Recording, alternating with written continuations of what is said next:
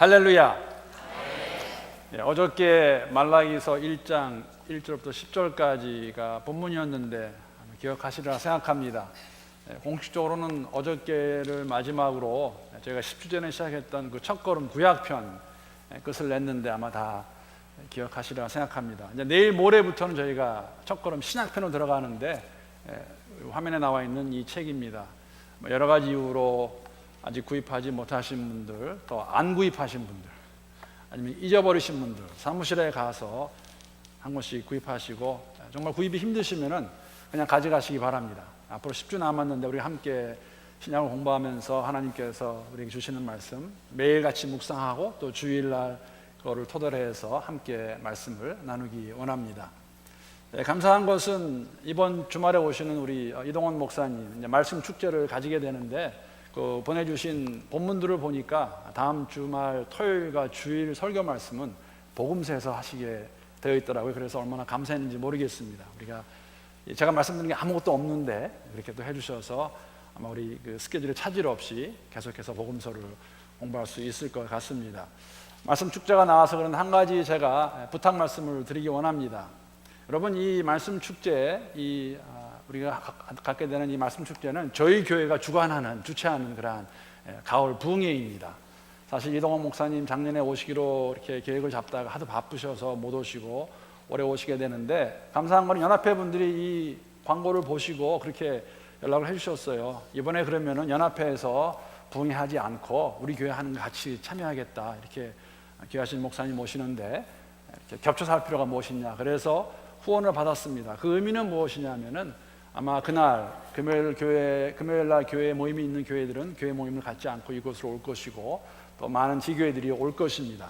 감사한 일이고 다 좋은 일입니다.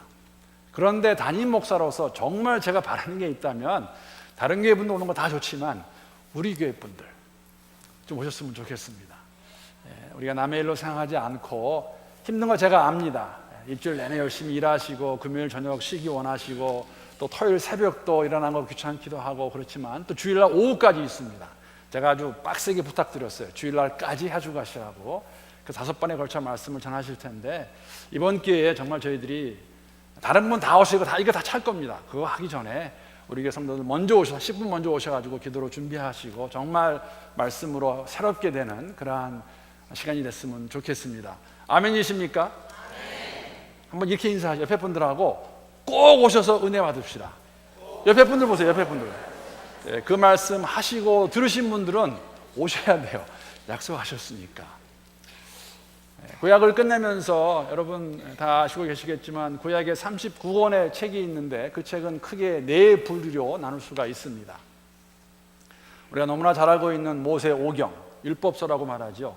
유대인들은 그걸 토라라고 말합니다. 창세기, 출애굽기, 레위기, 민수기, 신명기는 뭐 다 아실 거예요. 그 다음부터가 문제지. 그 다음에 역사서가 있습니다. 여호수아부터 시작된 역사서가 있고, 그 다음에 시가서라고 있는데, 시가서는 욥기와 또 시편과 잠언과 전도서, 그 다음에 뭘까요? 아가서, 이렇게 5권이 이제 시가서 아니면 지혜서라고 말하고, 그 다음은 다 통틀어서 예언서라고 말합니다. 예언서는 대선지자가 있고 소선지자가 있는데, 어떤 분들은 이거를 대선지자서는 더 위대해서 대선지자, 소선지자서는 조금은 그렇지 못해서, 그거 아닌 거 아시죠? 대선지자서는 분량이 많습니다. 이사야서 몇 장 있습니까? 66장 있어요. 근데 하박국 몇 장입니까? 3장 있어요. 그렇죠? 또 요나서도 4장 그렇게 있는데, 아마 제가 이 요나나 하박국 말고 다른 분들 이름 기억나세요? 그러시면은 기억 못하시고 아마 요나서 정도는 알고 계실 것 같아요. 아마 우리 요나서를 굉장히 잘 알고 또 좋아하는 이유를 대라 그러면은, 요나서의 이야기가 재밌습니다. 짧기도 하지만 재밌기도 하고 또 우리의 삶의 모습이 많이 들어가 있어요.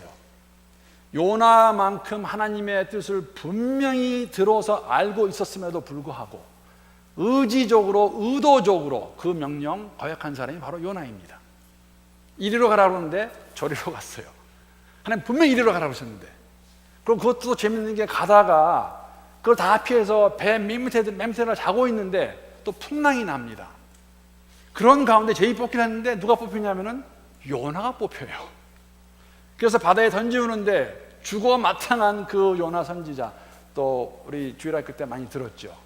큰 고기가 와서 덜컥 삼켜버립니다. 그래서 살아나게 되는데, 사실은 요나 보면서 제가 마지막까지도 참 요나의 모습이 제 모습이 아닐까 생각하는 것은 뭐냐면은 니느웨에 가서 말씀을 선포합니다. 아니나 다를까 사실 그러면 안 된다고 생각했는데 니느웨 성의 모든 사람들이 회개하고 하나님께 돌아옵니다. 얼마나 기분이 안 좋았는지, 그 왼수 같은 그 사람들 하나님 믿는 거 기분 안 좋아서 그렇게 불평하는 모습, 아마 그러한 모습으로 인해서 우리가 너무나 잘 알고 있고 또 좋아하지 않나 그런 생각을 합니다. 그냥 그 모습이, 종종 그런 생각하죠. 내 모습이 아니까 하나님 말씀 알고 있는데, 이거 아닌 거 알고 있는데 그러면서도 하는 내 모습이 요나의 모습, 아마 그런 이유로 요나서를 잘 알고 있을 것입니다. 그런데 오늘 요나서 공부하는 거 아닙니다. 오늘은 스가랴서도 아니고 스바냐서예요. 스바냐 들어보셨습니까? 스바냐 선지자. 스바냐 3장 말씀, 우리 3장 14절에서 17절 말씀 함께 우리 성경 펴서 읽도록 하겠습니다. 구약 끝부분에 있는데 1308페이지에 있습니다. 함께 찾으셔서 우리 함께 짧은 4절밖에 되지 않기 때문에 한 목소리로 읽도록 하겠습니다. 자, 시작. 시온에 따라 노래할지어다. 이스라엘아 기쁘게 부를지어다. 예루살렘 따라 전심으로 기뻐하며 즐거워할지어다. 여호와가 내 형벌을 제거하였고 내 원수를 쫓아냈으며 이스라엘 왕 여호와가 내 가운데 계시니 내가 다시는 화를 당할까 두려워하지 아니할 것이라. 그날에 사람이 예루살렘에 이르기를 두려워하지 말라. 시온아 내 손을 늘어뜨리지 말라. 너의 하나님 여호와가 너희 가운데 계시니 그는 구원을 베푸실 전능자이시라. 그가 너로 말미암아 기쁨을 이기지 못하시며 너를 잠잠히 사랑하시며 너로 말미암아 즐거이 부르며 기뻐하시리라 하리라. 아멘. 하나님 말씀입니다. 이 본문 말씀 가지고 오늘 제목, 나 때문에 기뻐하시는 주님이라는 그런 제목으로 함께 말씀을 나누기 원합니다. 조금 전에 말씀을 드린 것과 같이 아마 스바냐 선지자와 스바냐서에 대해서는 저희가 아마 잘 모르고 있는 분들이 많을 것 같습니다. 제가 약간 설명을 드리고 오늘 본문의 내용도 함께 보도록 하겠습니다. 스바냐서 1장 1절 한번 먼저 보겠습니다. 아몬의 아들 유다 왕 요시야의 시대에 스바냐에게 임한 여호와의 말씀이라. 스바냐는 히스기야의 현손이요 아마랴의 증손이요 그다라의 손자요 구시의 아들이었더라. 아주 특별한 그러한 시작입니다.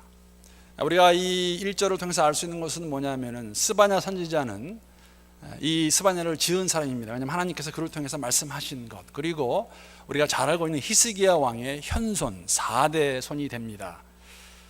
우리가 또 알 수 있는 것은 뭐냐면은 이 사실 요시야 왕이 나오는데 요시야 왕의 조상도 히스기야입니다. 그럼 어떻게 됩니까? 히스기야 왕의 그 손자들이죠. 그래서 요시야 왕과 스바냐는 친족입니다. 요시야 왕은 히스기야 왕의 3대 손이고 스바냐 선지자는 히스기야 왕의 4대 손입니다. 왕족이라는 이야기죠. 그러므로 요시야 왕과 스바냐 선지자는 숙질 관계입니다. 아마도 요시야 왕이 스바냐 선지자의 큰아버지나 작은아버지 그러한 관계가 있었던 것 같습니다. 왜 이런 관계를 스바냐가 밝힐까? 왜 이 말을 먼저 해주고 이 스바냐를 시작할까? 여러분, 히스기야 왕만큼, 그리고 사실 요시야 왕만큼 남유다와 북이스라엘을 통해서 하나님을 경외했던 사람은 없다고 말할 수 있습니다.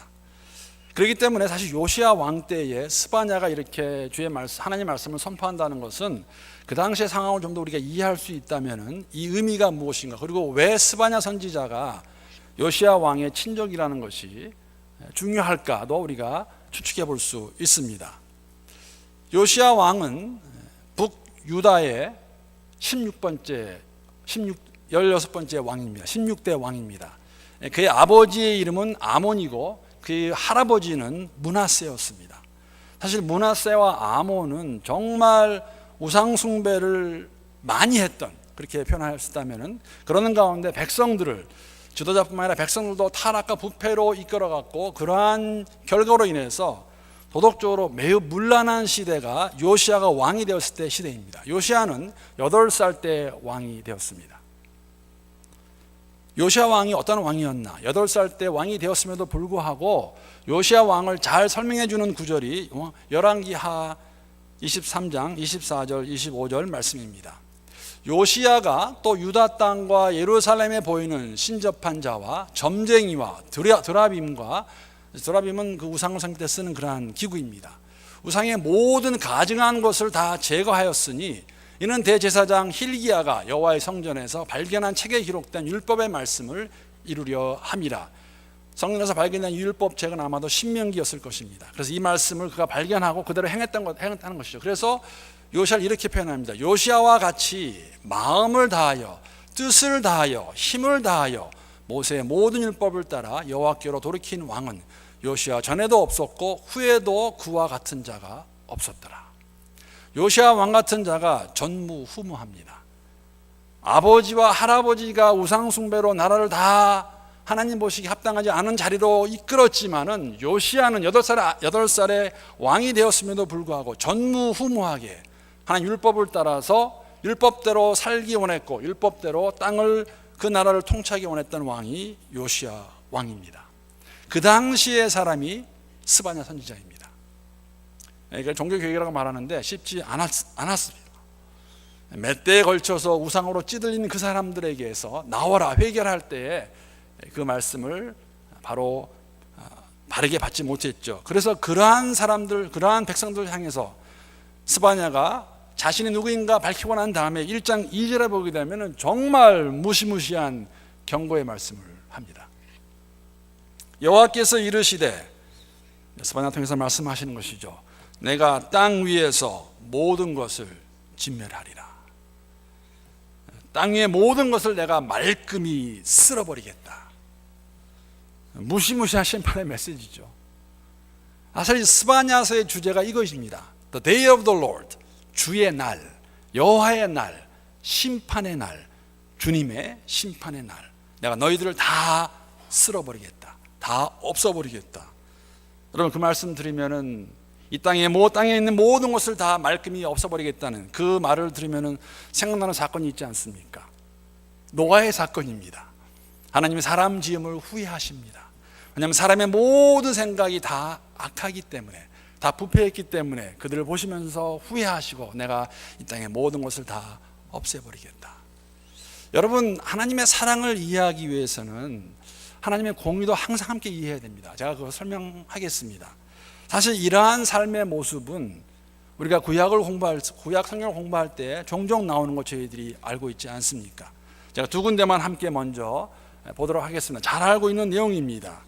출애굽기 32장 9절 10절에 보게 되면 하나님께서 이스라엘 백성들에게 노하시는 장면을 잘 기록하고 있는데 제가 한번 읽어보겠습니다. 주님께서 다시 말씀하셨다. 나는 이 백성을 살펴보았다. 이 얼마나 고집이 센 백성이냐. 이제 너는 나를 말리지 말아라. 내가 노하였다. 내가 그들을 쳐서 완전히 없애버리겠다. 그러나 너는 내가 큰 민족으로 만들어 주겠다. 여러분, 이때가 어느 때이냐면은 이스라엘 백성이 출애굽하여서 이제 한 100일 남짓 된 그때입니다.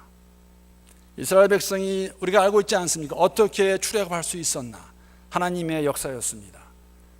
그 하나님과 교제하는 가운데 어떻게 이 백성을 이끌어서 가나안 땅에 들어갈 수 있을까 하고 하나님과 지금 교제하고 있는 상태의 그 모세가 시내산에서 내려오는 게 더디다고 생각하여서 이 백성들이 아론에게 압박을 가하죠. 모세 어디 있느냐?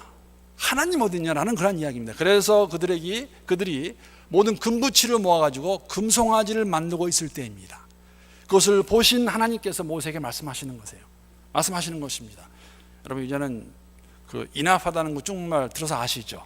꼬올라, 충분하다, 나 더 이상 안 되겠다. 이 백성들 내가 다 없애버리고 너를 통해서 내가 새로운 민족을 이루겠다고 말씀하신 그 하나님의 공의, 하나님의 모습이죠. 그런데 모세가 하나님께 무엇이라고 간청합니까? 바로 그 다음에 나옵니다. 출애굽기 32장 11절에 보게 되면은 모세는 주님께 애원하였다. 애원합니다. 모세가. 주님 어찌하여 주님께서 큰 권능과 강한 손으로 이집트 땅에서 이끌어내 주신 주님의 백성에게 이와 같이 노하십니까? 어찌하여 이집트 사람이 그들의 주가 자기 백성에게 재앙을 내리려고 그들을 이끌어내어 산에서 죽게 하고 땅 위에서 완전히 없애버렸구나 하고 말하게 하려 하십니까? 제발 진노를 거두시고 뜻을 돌이키시어 주님의 백성에게 이 재앙을 거두어 주십시오. 그러면서 이 모세가 하나님께 애원합니다. 하나님 노여움 푸시고 이스라엘 백성들 멸하지 않으시죠. 하나님은 그렇게 하셔야 됐습니다. 공의 하나님께서 그들을 벌하셔야 되는데 사랑의 하나님께서 모세의 기도 소리를 들으시고 간구 소리를 들으시고 애원을 들으시고 그들을 멸하지 않으십니다. 여러분, 이러한 하나님의 마음을 저희들이 먼저 이해할 필요가 있습니다. 사실 이게 조금 뜬금없는 얘기가 될지 모르겠는데 저는 이제 목회자로서 이 이야기 가운데 그 모세가 하나님께 이게 간구하는 모습을 보면서 그러한 기도를 하게 되었고 그러한 마음을 가지면서 우리 성도님들과 나누기 원하는 것은 정말 저도 이렇게 모세의 마음과 같은 그러한 마음 주시기를 간구합니다. 안박교신 교회를 이끌어 갈 때에 정말 그들을 사랑하는 마음으로, 그들이 아니라 우리를 사랑하는 마음으로 잘 이끌어갈 수 있도록 그러한 마음이 있어야겠다. 제가 없으니까 그래서 여러분들에게 이렇게 사이드 스토리로 부탁을 드리면서 넘어갑니다. 여러분, 이러한 하나님의 마음을 이해하기 위해서는 사실은 에덴 동산의 사건도 함께 기억하셔야 돼요. 여러분, 6일째 하나님께서 세상을 창조하시고 난 다음에 하신 말씀이 먼저 했던 5일의 그 감탄사와는 조금 다릅니다. 이런 의미입니다. 첫째 날도 둘째 날도 다섯째 날까지 세상을 만드시고 하나님께서 좋았다라고 그렇게 표현하세요. 그런데 여섯째 날은 심히 좋았다라고 말합니다. 심히 좋았다. 왜 거기다가 정말 very good 그렇게 정말 좋았다는 말을 이 창세기 저자가 기록했을까? 크게 두 가지로 볼 수 있습니다. 하나는 무엇이냐면은 6일째에 동물과 사람까지 만드시고 모든 것이 다 완성된 것, 이제는 다 마치셨습니다. 그래서 그걸 전체를 보시면서 6일의 창조를 보시고 심히 좋았다라고 그렇게 제가 받아들일 수 있습니다. 또 다른 것은 뭐냐면은 6일째는 특별한 날이 아닙니까? 왜? 사람을 창조하세요. 사람을 창조하신데 우리의 형상대로, 하나님의 형상대로 창조하셨죠. 그래서 심히 좋았다, 정말 좋다. 그러면 그것이 왜 좋을까? 여러분, 왜 좋을까요? 빛과 어둠을 창조하시고도 좋았습니다. 궁창도 하늘과 땅을 창조하시고 좋았다고 말씀하십니다. 땅의 모든 것, 하늘의 모든 것, 모든 동물 창조하시고 다 좋았는데 왜 사람 지은 것이 심히 좋았을까? 왜 그런지 아십니까? 하나님의 형상으로 지음받은 우리들과는 하나님께서 교제할 수 있기 때문에, 나눌 수 있기 때문에 동물과 할 수 없습니다. 그래서 심히 좋았습니다. 그런데 사람이 임의적으로, 의도적으로, 좀 의지적으로 그 말씀을 거역하고 먹지 말라는 동산 중앙에 있었던, 중앙은 아니었던 것 같아요. 동산에 있었던 선악을 알게 하는 나무의 열과를 딱 먹은 다음에 하나님께서, 삼위 하나님이 뭐라고 그러는지 아십니까? 이렇게 말씀하십니다. 창세기 3장 22절에 보게 되면 주 하나님이 말씀하셨다. 보아라. 삼위 하나님 말씀하시는 거예요. 저는 그렇게 봅니다. 보아라. 이 사람이 우리 가운데 하나처럼 선과 악을 알게 되었다. 이제 그가 손을 내밀어 생명나무의 열매까지 따서 먹고 끝없이 살게 하여서는 안 된다. 자, 생명나무가 에덴 동산에 있던 그 나무였는지 아니면 상징적으로 말하는 것인지는 신학적으로 여러 디벨할 여지가 있지만 분명한 것은 뭐냐면 하나님께서 선악을 알게 하는 나무의 열매를 먹은 그 아담과 하와가 임의대로 그 상태에서 영원히 사는 것을 원치 않으셨습니다. 왜 그러신지 아십니까? 여러분, 피조물은 피조물이에요. 피조물은 조물주가 될 수 없습니다. 하나님 창조하신 하나님과 관계가 깨어진 상태에서 영원히 살게 된다면 그것은 영생이 아니라 영멸이에요. 그대로 놔두게 되면 죽지도 않고 영원히 멸망 가운데 있을 텐데 그것을 막기 위해 하셔서 에덴 동산에서 쫓아내시는 것이죠. 그게 하나님 마음이에요. 먹지 말라는 거 먹었기 때문에 쫓아내야 되는데 하나님 마음 가운데 그래야 너희들이 다음이라도 나를 알게 되고 회복이 되어서 영생할 수 있지 않겠느냐. 왜 그러십니까? 우리를 사랑하시기 때문에. 왜 사랑하십니까? 우리는 하나님의 형상으로 지음을 받은 자들이기 때문에. 여러분, 사랑의 반대말은 미움이 아닙니다. 미워한다는 것은 아직까지 감정이 남아있는 것이에요. 그렇죠? 사랑의 반대말은 사실은 저는 무관심이라고 생각합니다. 그냥 놔두면 돼요. 잘못돼? 뭐 나하고는 상관이 있어요. 놔두면 되지. 저 사람이 왜 보기가 싫을까? 감정이 있어요. 감정이. 그렇기 때문에 하나님께서 그냥 놔두지 아니하시고 사랑하시기 때문에 이런 것을 저에게 보여주시는 것이죠. 제가 사실은 이러한 것을 이렇게 경험해 보았습니다. 뭐 저뿐만 아니라 우리 자녀를 지금 가지고 계신 분들도 또 키워보신 분들이 다 공감할 수 있는 것이라고 생각하는데 또 모르겠습니다. 제 딸만 특이해서 그런지. 제 막내딸의 막내딸이 그 놀리기를 좋아하는 사람이 접니다. 제가 잘 넘어가는 것 같아요. 정말 티네이저인 딸이 저를 슬슬 약을 올릴 때가 있어요. 그러면 제가 하지 마. 그렇게 하고 좀 이렇게 반응을 보이면은 더 약을 올립니다. 그러다가 이제 싸우기도 해요. 저희가. 뭐 제가 말씀드렸잖아요. 아빠가 뭐 그래, 뭐 딸이 뭐 그러냐, 너하고 나하고 나이 차이 얼마나 나는 줄 알아? 너 그럴 수 있는 거야? 아빠가 뭐 그래. 그러다가 누군가 저한테 그러더라고요.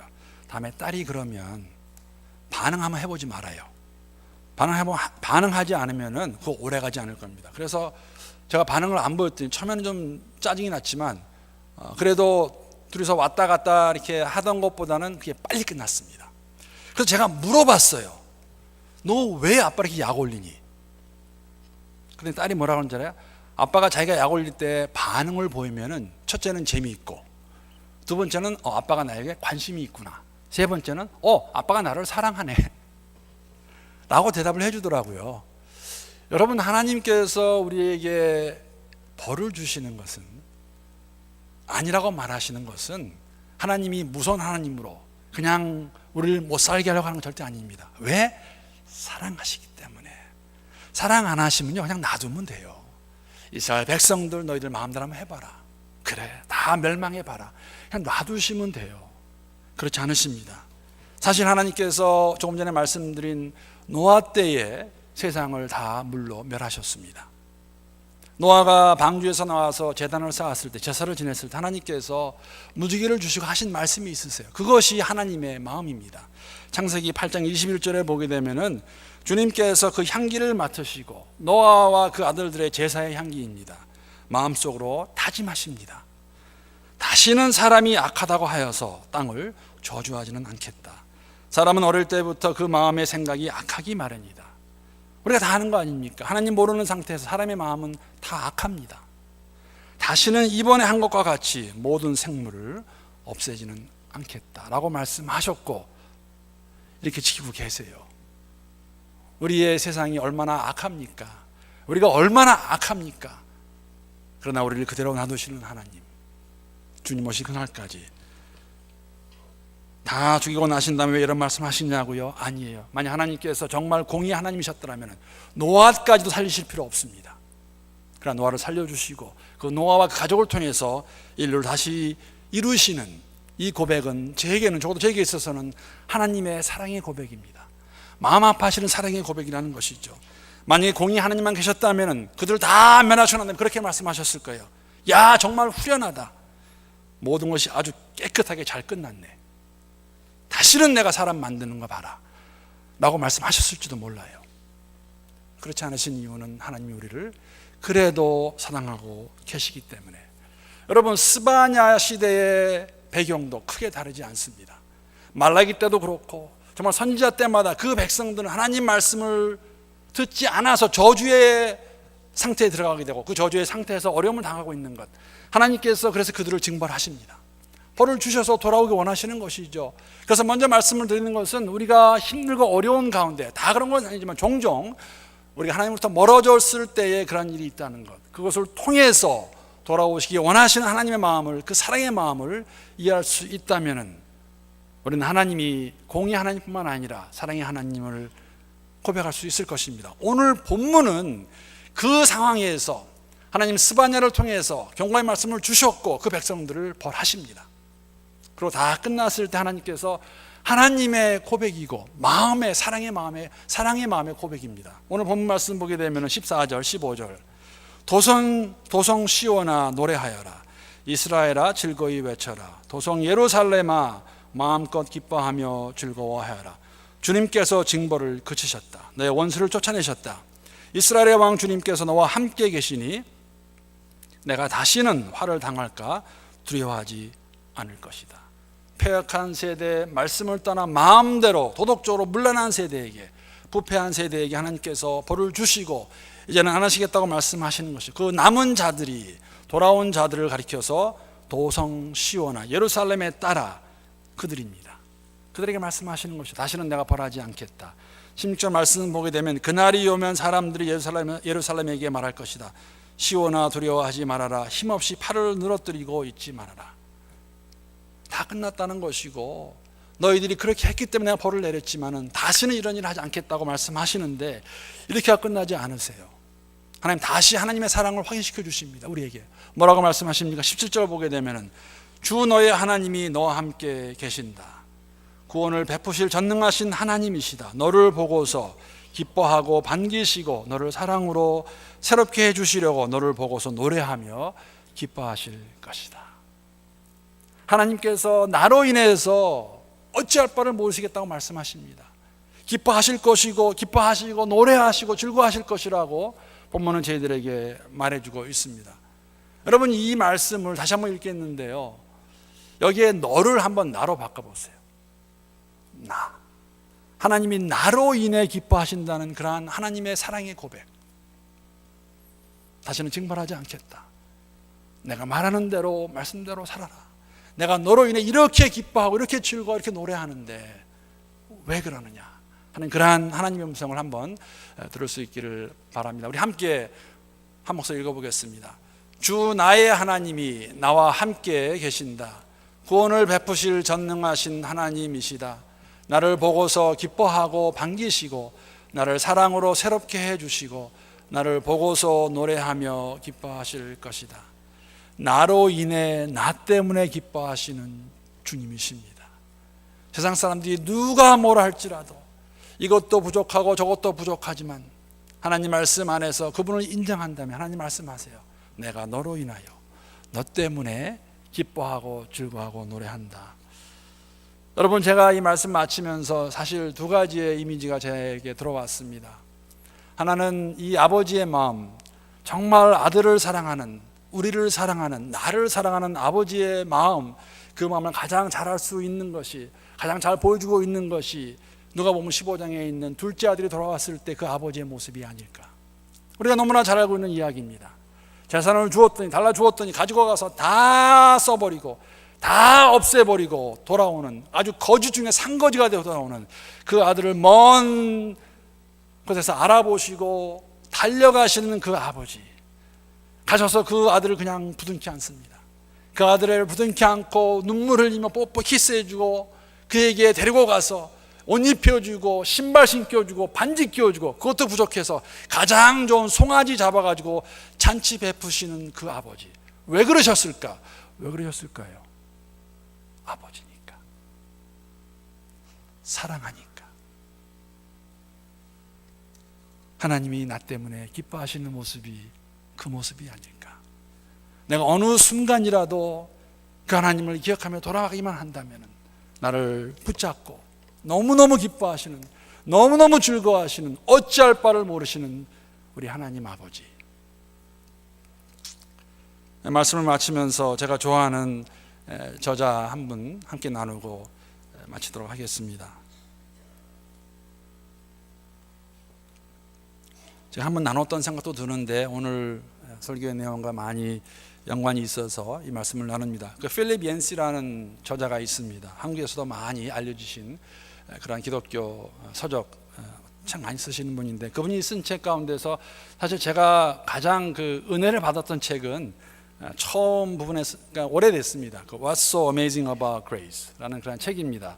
이걸 직역하면 하나님의 은혜가 뭐 그렇게 놀라운 거 아니면 대단하냐 뭐 그렇게 번역할 수 있습니다. 이 책을 한국에서는 두란노에서 발간했는데 제목을 놀라운 하나님의 은혜라고 그렇게 번역을 해서 한국에 내놓았습니다. 그 책 가운데 제가 읽은 내용입니다. 거기에 보게 되면은 필립 앤시가 하나님의 은혜와 사랑을 나누면서 이렇게 말합니다.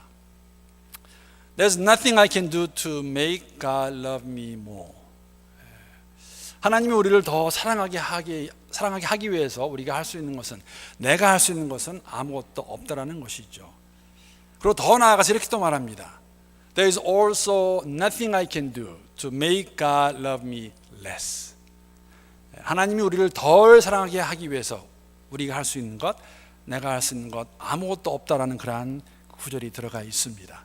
제가 한번 나눴던 것 같아요. 근데 저는 여기다가 한 가지 더 애다합니다. 왜 그러실까? 하나님 어떤 분입니까? God simply loves me, loves you. Why? Because God is love. 왜 하나님은 우리를 그대로 사랑하실까? 왜냐하면 하나님은 사랑이시기 때문에. 내가 무엇을 더 많이 하고 잘해서가 절대 아닙니다.